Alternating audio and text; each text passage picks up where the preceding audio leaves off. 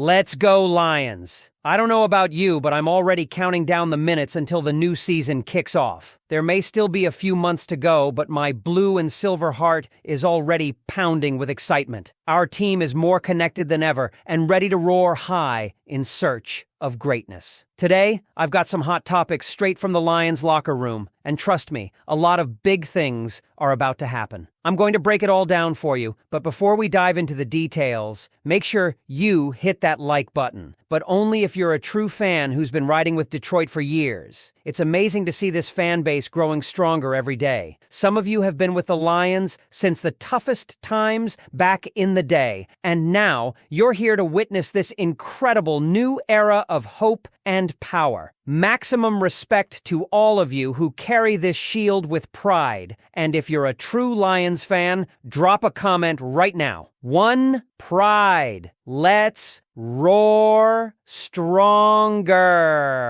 All right, let's jump right into the first big news. Detroit is buzzing right now, and not just because football is around the corner. The air around Allen Park has been filled with speculation, bold statements, and a sense that this Lions team is building something that could shake the entire NFL. Let's dive right into the news, because what's happening right now could define the franchise's future. First up, the headline every fan has been waiting on. Aiden Hutchinson, the star edge rusher, the heartbeat of this defense, is not going anywhere. The Lions already exercised his fifth-year option this offseason, which means he's under team control through 2026. But that's not the full story. Brad Holmes made it crystal clear. Securing a long-term extension for Hutchinson is a top priority. And honestly, it's only a matter of when, not if. Fans shouldn't waste a second worrying about it because Hutchinson is going to be paid, and paid big. That's the reality of having one of the best pass rushers in football. Every snap, every chase, every sack, he's proving that he's worth every penny. He battled through injury, came back looking stronger, and has shown the relentless drive that this city loves. Detroit doesn't just have a star, they have a cornerstone, and Holmes knows it. The question now is simple. Could Hutchinson one day bring home Defensive Player of the Year? Lions fans, keep that thought in the back of your minds, because it's not a crazy one. Now let's pivot to something just as exciting, the practice squad. Sometimes this part of roster construction flies under the radar, but not this year. The Lions managed to bring back several names that fans didn't want to see slip away. Jacob Saylor, who impressed during preseason, is right back with the team. That's a win. Zach Horton is in there as another tight end option, and then we have the wide receivers, where things get even more interesting. Jackson Meeks stood out in preseason, and many wondered if he'd stick around. Well, he's here, and the belief is that he could even grow into a bigger role down the road, potentially being that next man up after some veterans move on. Then there's Ronnie Bell, a name fans already recognize, and of course Tom Kennedy, a player who always seems to find his way back. On the offensive line side, Dan Skipper is back, and let's be honest, who didn't expect that? Skip belongs in Detroit. On defense, Tristan Cohen, Mason Miller, and Michael Nice earned their spots. Nice in particular flashed late in the preseason,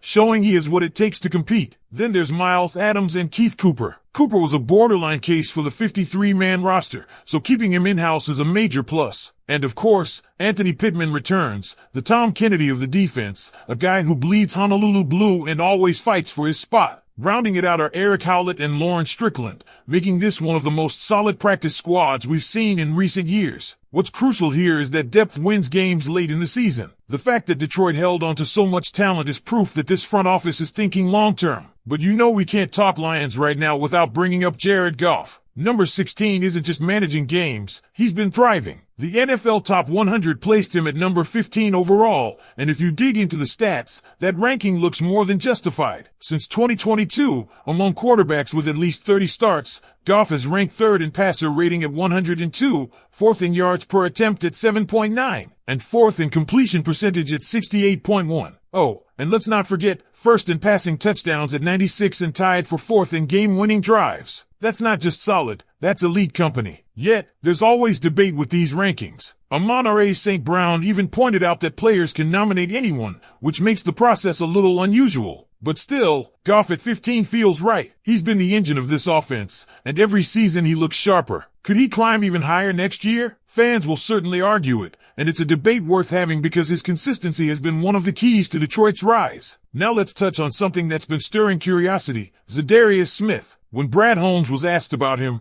the response was vague: anything is possible. But the reality is, it didn't sound like a reunion is in the cards. The Lions have already added Tyler Lacey and Tyrus Wheat, and with Hutchinson, Marcus Davenport, Alquadin Muhammad, and Josh Pascal, once healthy, the rotation looks set. As much as some would love to see Smith return, the tone from Holmes suggested otherwise. The Lions even left one roster spot open, going with 52 instead of 53. Holmes hinted that the open slot is more about flexibility, a transactional piece rather than a direct need at edge rusher. So, while Smith's name lingers, fans might need to accept that it's not happening this time. And then there's Ahmed Hosenine, a story that proves this organization isn't just about business, it's about people. Holmes explained the situation with clarity. The Lions worked out an injury settlement for Hosenine, not to move on, but to give him the chance to heal properly, get paid, and still come back. And yes, Holmes said it straight, Hosenine will be back this year. There's even a handshake agreement in place to make sure he returns to Detroit when he's healthy. The words that stuck with everyone were Hosenine's own: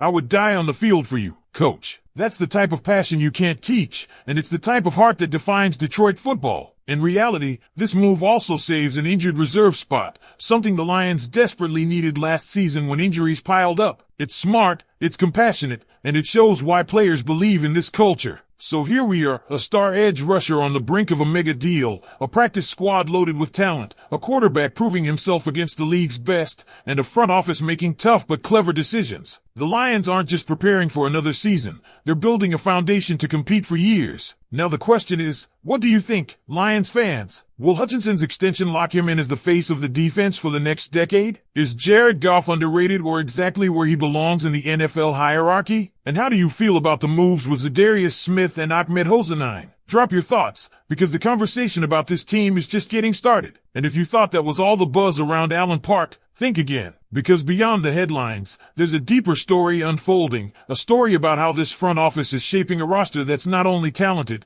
but resilient. Every decision Brad Holmes and the Lions staff are making right now feels like part of a bigger plan. That's why fans are leaning in closer than ever, watching every roster move, every contract update, every small detail, because there's this sense that Detroit is right on the edge of something special. Let's circle back to Hutchinson for a moment, because this is bigger than just numbers on a contract. The man has become the emotional leader of this defense. When you see him on the field, battling double teams, chasing down quarterbacks, or even just hyping up his teammates, you realize he's more than just stats. He's the culture builder. Paying Hutchinson isn't only about securing sacks, it's about locking down the identity of this team for the future. Remember when fans used to worry about Detroit not being able to keep its stars? This is different. Hutchinson